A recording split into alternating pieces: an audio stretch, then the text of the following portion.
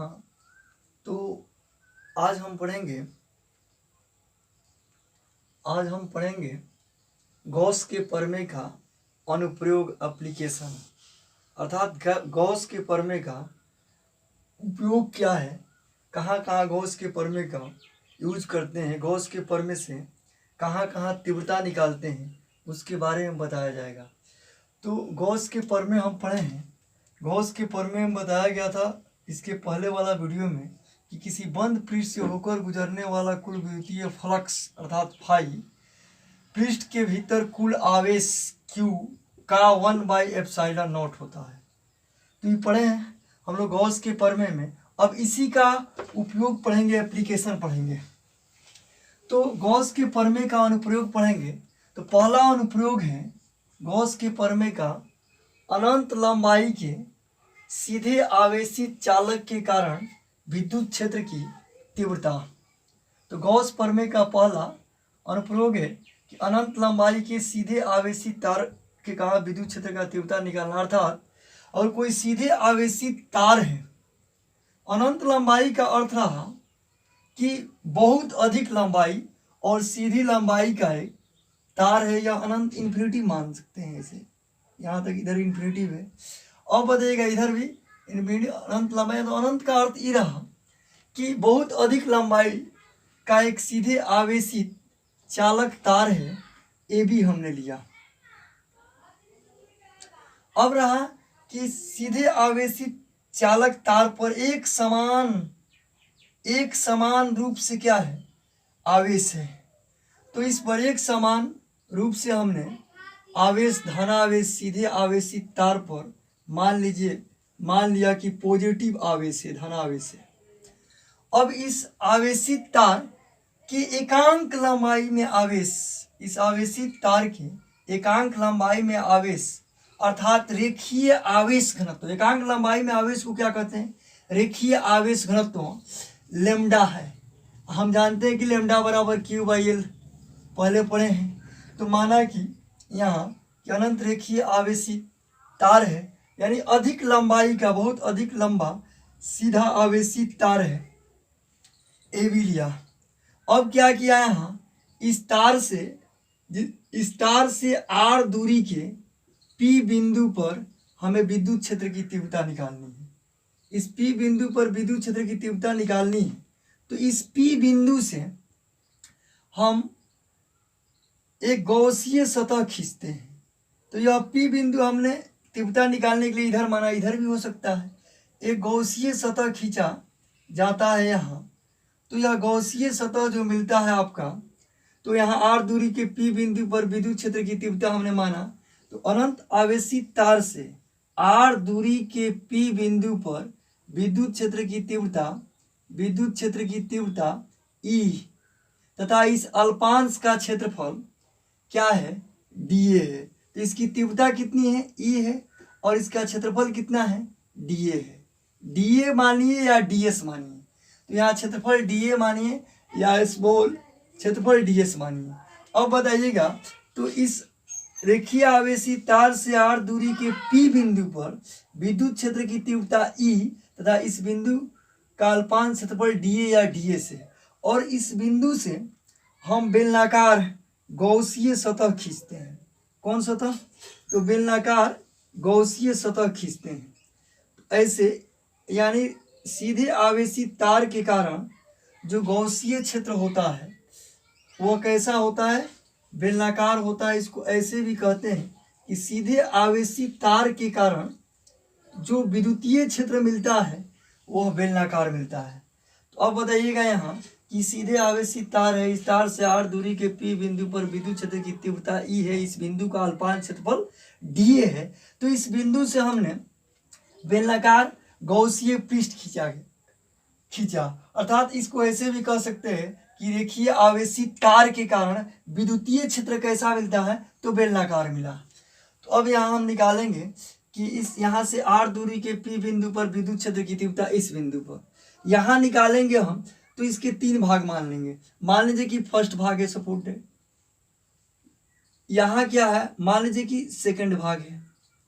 तो अब बताइएगा यहाँ जो होगा आपका क्षेत्रफल, तो क्षेत्रफल डी अल्पांश होगा स्मॉल एल। यहाँ ई इधर रहा। यहाँ क्षेत्रफल की जब बात करेंगे तो यहाँ जब क्षेत्रफल का जो बात होगा एरिया का, तो अब बताइएगा यहाँ क्या होगा आपका विद्युत क्षेत्र की तीव्रता क्या रहा आपका ई रहा। इसका अल्पांश क्षेत्रफल क्या होगा, इसका अल्पांश क्षेत्रफल जो होगा आपका डी रहा। अब बताइएगा यहाँ इन तीन भाग लिए कि बेलन, इस बेलन का एक वक्र पृष्ठ लिया गया, एक नीचे वाला वृत्ताकार भाग, एक ऊपर वाला वृत्ताकार भाग। इसको फर्स्ट माना, इसको सेकंड माना, इसको थर्ड माना। अब इसमें तीन पृष्ठ है, दो एक क्या है बेलन का वक्र पृष्ठ है। तो बेलन का वक्र पृष्ठ है, यहाँ बेलन के वक्र पृष्ठ में ई और डी ए सेम डायरेक्शन में है। और यहाँ क्या है वृत्ताकार पृष्ठ में नीचे ई और डी ए जो है, ई और जो डी ए है वहाँ एंगल बन रहा है, ये दूसरा भाग है।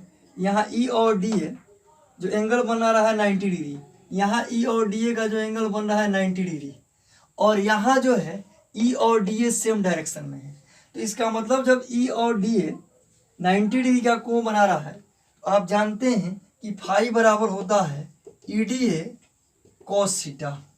तो अब बताइए इस निचले भाग में, इस वृत्ताकार भाग में ई डी ए क्या लिखेंगे हम कॉस 90, कॉस 90 जीरो, अर्थात फाई क्या होगा फाई बराबर कॉस 90 का मान जीरो, ई डी ए जीरो, कॉस 90 का मान जीरो। इसका मतलब फाई बराबर क्या है जीरो, अर्थात इस भाग से, इस बेलन के निचले भाग से विद्युतीय फ्लक्स नहीं गुजरेगा। फिर ऊपरी भाग में आएंगे, यहाँ भी ई और डी ए के बीच का एंगल क्या है, यहाँ अल्पांश भाग लिए तो विद्युत क्षेत्र का तीव्रता इधर रहा।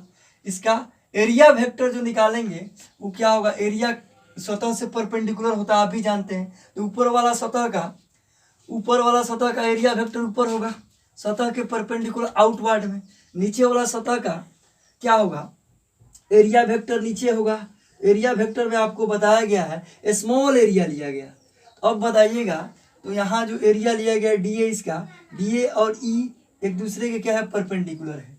तो यहाँ कहिएगा कि विद्युत क्षेत्र की तीव्रता ई तथा उस बिंदु का अल्पांश क्षेत्रफल जो डी ए रहा, वे दोनों एक दूसरे के परपेंडिकुलर होते हैं।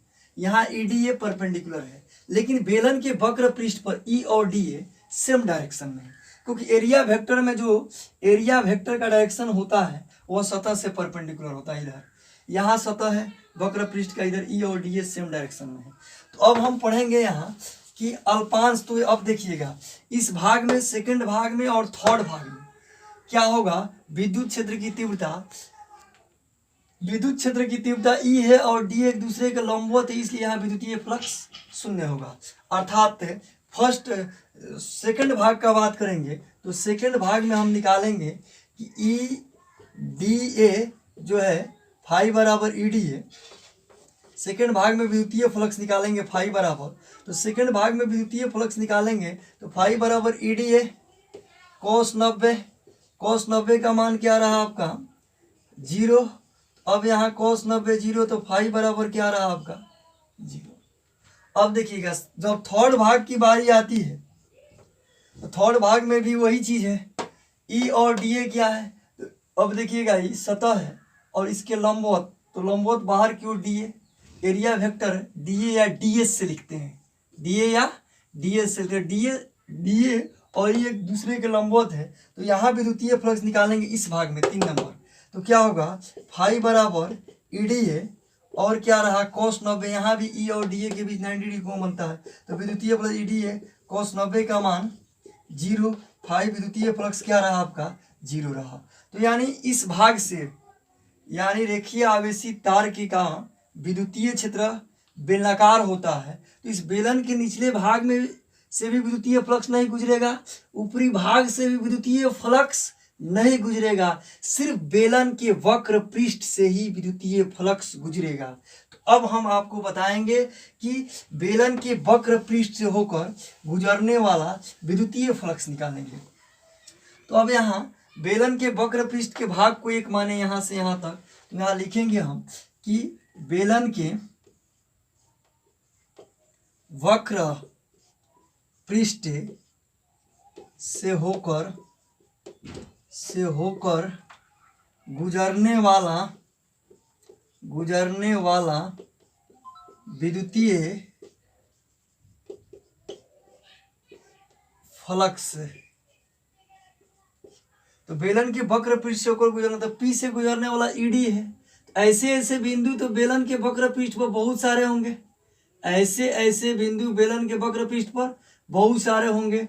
अगर एक बिंदु का इस अल्पांश का एरिया डीए है, तो इस ऐसे डीए को इंटीग्रेशन कर देंगे तो इस वक्र पृष्ठ पर के जितने भी बिंदु होंगे सब बिंदु आ जाएगा। तो बेलन के वक्र पृष्ठ से होकर गुजरने वाला कुल विद्युतीय फ्लक्स निकालेंगे। कुल विद्युतीय फ्लक्स निकालने के लिए क्या करेंगे, हम इंटीग्रेशन कर देंगे डी फाई, यहाँ कर देंगे हम ई डी ए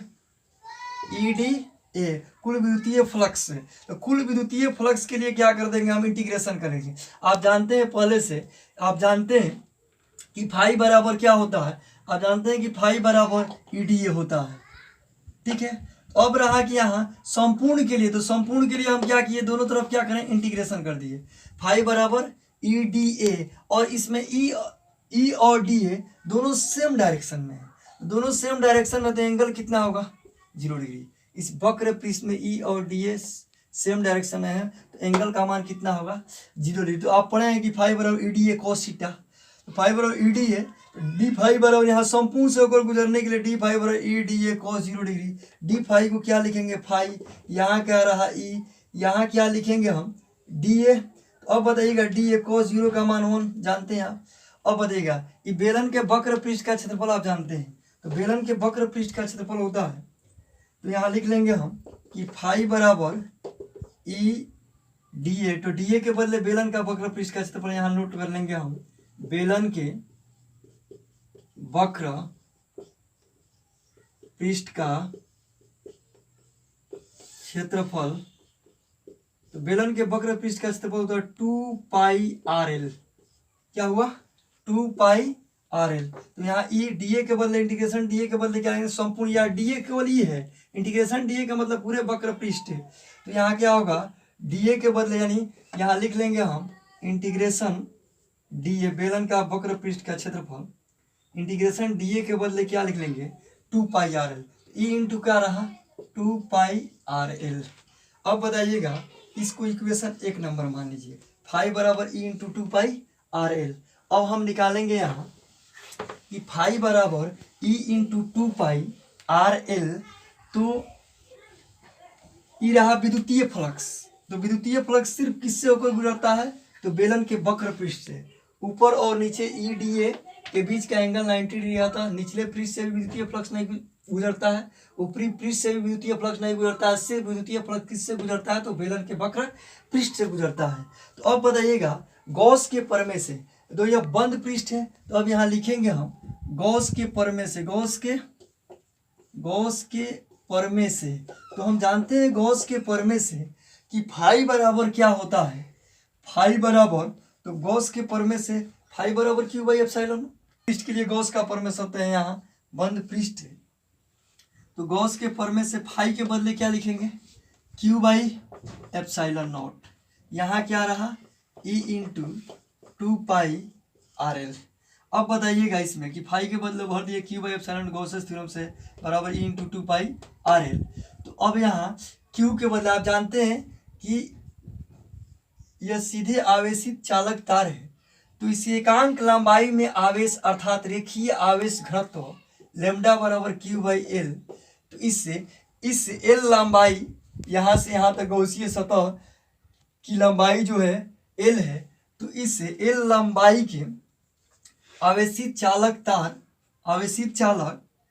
तार में कुल आवेश क्या होगा, तो कुल आवेश के बदले क्या लिखेंगे, क्यू के बदले lambda by L, lambda L by epsilon not is equal to E into 2 pi R L. अब देखिएगा एल से एल कटा, बचा क्या, तो यहाँ क्या बचा देखिएगा, लेमडा बाई एप्सिलॉन नॉट, यहाँ क्या बचा ई इंटू 2 पाई आर। अब देखिएगा कि ई बराबर निकालना है इंटेंसिटी, विद्युत क्षेत्र की तीव्रता निकालना है।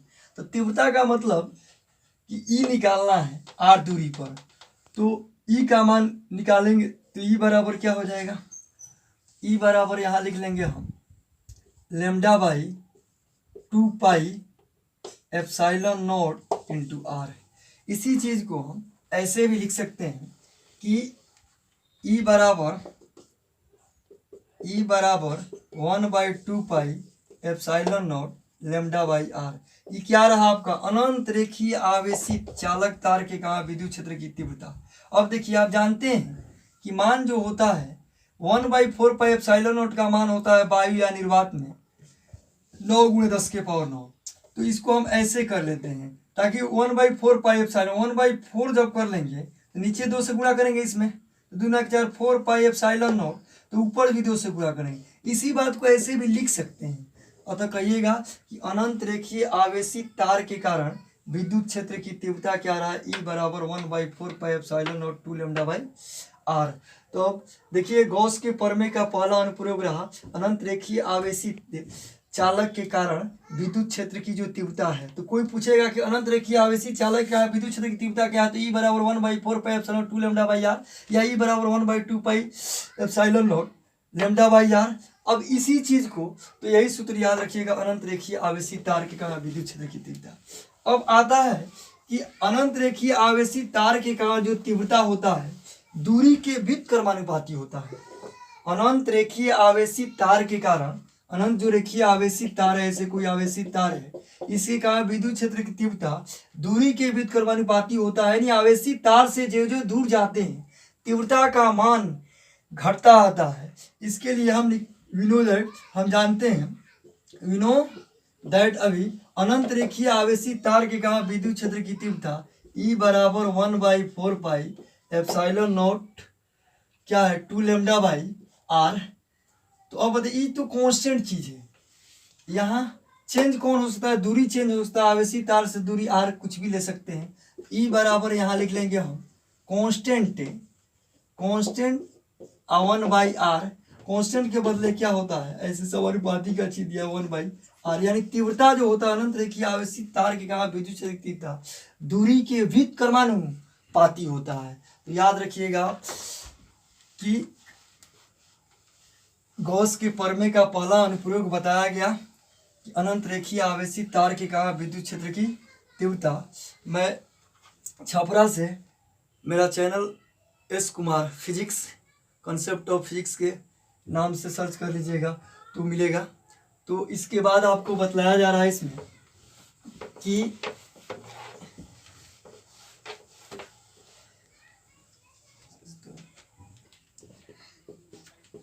इस आवेशित तार का रेखीय आवेश घनत्व प्रॉब्लम बता रहे हैं आपको। लेम्डा बराबर रेखीय आवेश घनत्व लेम्डा जो होता है वो लेम्डा है 3 × 10⁶ कूलम्ब पर मीटर रेखीय आवेश घनत्व है। तो इससे 2 cm की दूरी पर 6 cm माने 6 cm की दूरी पर तीव्रता निकालनी है। तब अनंत रेखीय आवेशित तार है जिसका रेखीय आवेश घनत्व इतना दिया हुआ है और इसके 6 cm की दूरी पर क्या निकालना है, तीव्रता निकालना है E। तो आप तो जानते हैं अभी बताया गया है अनंत रेखीय आवेशित तार के कारण विद्युत क्षेत्र की तीव्रता दैट E बराबर क्या होता है 1/4 pi epsilon not 2 lambda by R. E का मान निकालना है यहाँ, तो E का मान निकालना है तो 1/4 पाई एप्सिलॉन नॉट का मान वायु या निर्वात में 9 × 10⁹ 2 लैम्डा का मान दिया है 3 × 10⁶। R का मान दिया गया है 6 cm। R बराबर 6 cm को मीटर में बनाइएगा तो 6 × 10⁻² मीटर। तो यहाँ R की जगह क्या लिखेंगे 6 × 10⁻² मीटर। E बराबर क्या होगा 9 × तो यहाँ काट दीजिए 3 दूना के 6 6 से 6 गया 9 × 10⁻9 ऊपर 10⁻6 से बाई 10⁻−2 E इजिकल टू क्या रहा 9 × 10⁻9 10⁻6 10⁻15 नीचे 10⁻−2 E इजिकल टू क्या रहा आपका 10⁻−2 ऊपर जाएगा तो 9 × 10⁻15 या 2 17 न्यूटन पर कूलम विद्युत क्षेत्र की तीव्रता रहा। यानी कोई आवेशित चालक तार है जिसका रेखीय आवेश तो 3 × 10⁻6 कूलम पर मीटर है। तो उस आवेशित तार से 6 cm की दूरी पर विद्युत क्षेत्र की तीव्रता E बराबर 9 × 10⁻17 न्यूटन पर कूलम्ब। तो अनंत रेखीय आवेशित तार के कारण विद्युत क्षेत्र की तीव्रता याद रखिएगा E बराबर 1/4 pi epsilon 2 lambda by R. यहाँ देख लीजिए एक बार और 1/4 पाई एप्सिलॉन का मान बाह्य निर्वात में 9 × 10⁻9 2 है तो 2 लैम्डा का मान 3 × 10⁻6। उसके बाद क्या है आर का मान 6 cm 6 cm को मीटर में बदले हैं तो 6 × 10⁻2 3 दूना के 6 6 6 6 कट गया।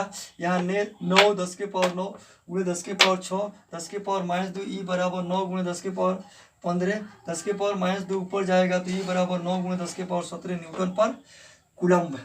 तो यह प्रॉब्लम रहा अनंत रेखीय आवेशित तार के कारण विद्युत क्षेत्र की तीव्रता। तो देखिएगा गॉस के प्रमेय का पहला अनुप्रयोग है अनंत रेखीय आवेशित तार के कारण विद्युत क्षेत्र की तीव्रता।